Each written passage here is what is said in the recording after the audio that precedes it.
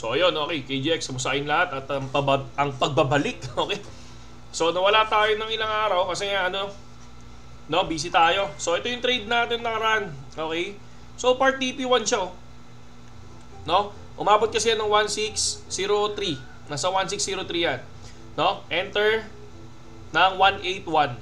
So 181 ang enter natin. So kaya lang, anong nangyari sa akin kasi hindi ako nagpatay, no?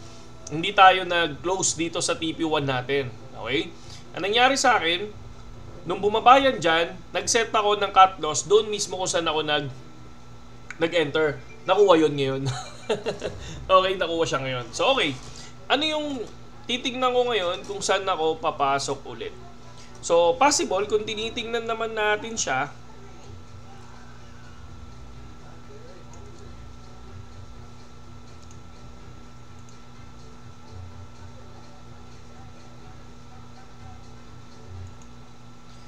this one, tong area na to,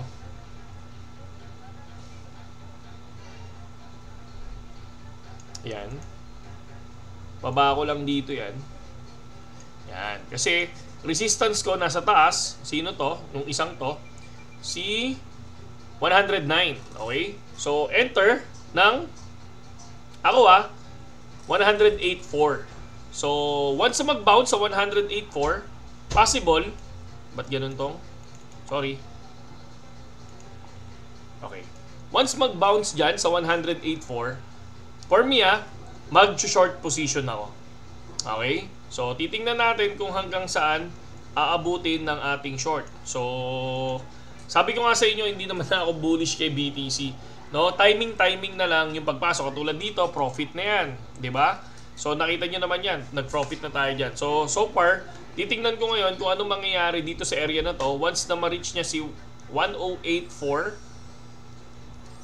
tingnan natin kung possible bumaba to. So kasi ang iniisip ko, weekend ngayon, di ba? Weekend ngayon eh. So nagpa-pump si BTC weekend. Karaniwan kasi minsan pag weekend nagpa-pump. Pero pagka nag-weekdays, biglang nagkakaroon ng dump. Okay, yan yung sa BTC natin. Dalawin lang natin yung Ethereum natin. Ethereum still profit kaya. Tingnan nyo kay Ethereum natin na nakaraan, nag-profit din tayo, laki ng binaba, diba? So nag-profit tayo na nakaraan. So far ngayon, checking ako kay Ethereum kung saan ako mag-enter. Kung mag-enter ako kay Ethereum, siguro sa 248 or 2490. 2480 or 2490. Diyan ako mag-enter. Sa ngayon, stay put muna ako dyan. Hintayin ko muna makuha yon bago ako mag-enter ng short position. Okay?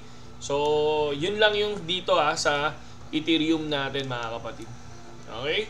So ngayon, for the Watchers Guru, kung tinitingnan naman natin, one big beautiful, no? Will destroy millions of job and harm the US. Nag-aaway na naman ba sila? So ngayon, kung titingnan natin ngayon, si Powell kasi ang inaano natin ngayon, yung cut rates niya ng July, di ba? Pero tunog-tunugan na hindi siya magka-cut rates ng July. So tingnan natin kung kailan siya magka-cut rates, di ba? Pero matatapos na yung tariff ng July 8. So July 9, magkakaroon ng bagong tariff. Ngayon, pag napatupad yun, di ba, alam niyo naman, pag napatupad ang tariff, bumabagsak, di ba? Tingnan natin kung anong gagawin dito ni Powell, no? Kung tataas ba inflation or magbababa siya ng cut rate. So, tingnan natin lahat yun kasi yun yung inaabangan naman ng ngayon ng July, di ba? So, daming gusto magsabi, tatanggalin daw si Powell, pero hindi basta-basta matatanggal yan. Hindi basta-basta matatanggal, no? And then, kung titingnan natin sa Watchers Guru, puro bullish sila dahil nga si President Donald Trump is ngayon, nakatutok sa crypto. Okay? So dito naman, kay BRICS, wala na ako nakikitang President Trump says save Iranian Supreme Leader from very ugly. So wala. So meaning medyo good, no? Wala man lang US President Trump, he would absolutely bomb Iran again if attempts to rebuild the nuclear program. Oh. I think mag-i-rebuild pa yan. Di ba? Mag-i-rebuild yan. Matibay itong Iran eh. Makulit din pero natakot kay Trump. Pero syempre merong hidden agenda yan. May mga top secret mission yan. Matik yan mo. Diba? Dapat wag lang magtiwala. Okay? So kung titignan naman natin yung ibang news, grabe sa bullish, no? Alt season is coming. Kahit nung 4,000, alt season is coming, pero bumagsak. Tulog-tulogan ng paglipad ni Bitoy, no? So, pero weekend, sabi ko nga sa inyo, weekend. Minsan, kapag biglang weekdays, nagdadump, no? Minsan, bull trap to. Kaya, ingat lang, mga kapatid. Kaya, mas maganda ako sa inyo, observe muna. Huwag muna tayong, hindi muna ako mag-trade ngayon.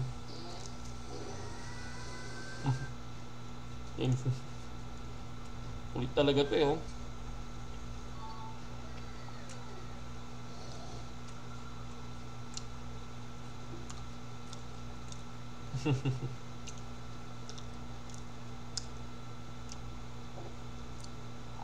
Nakaraan daw short eh, tapos biglang ngayon maglulong.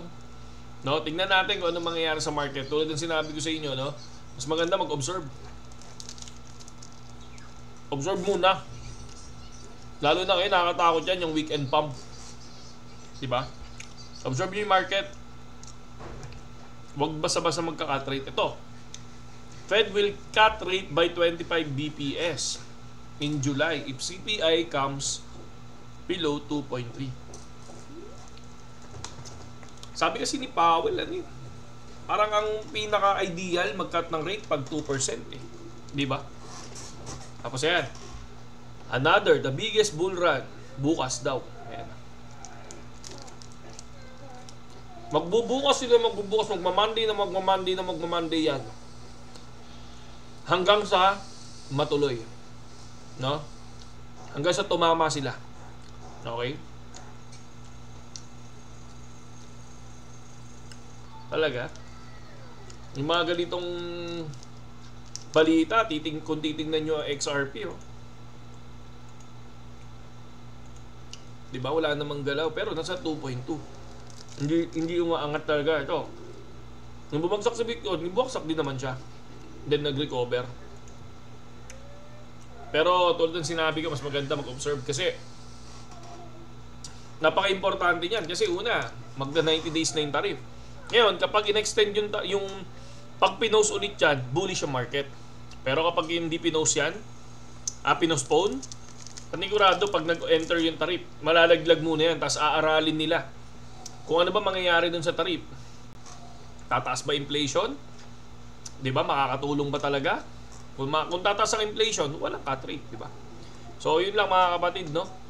At yun lang ang payo ko. Mag-observe muna tayo mga kapatid.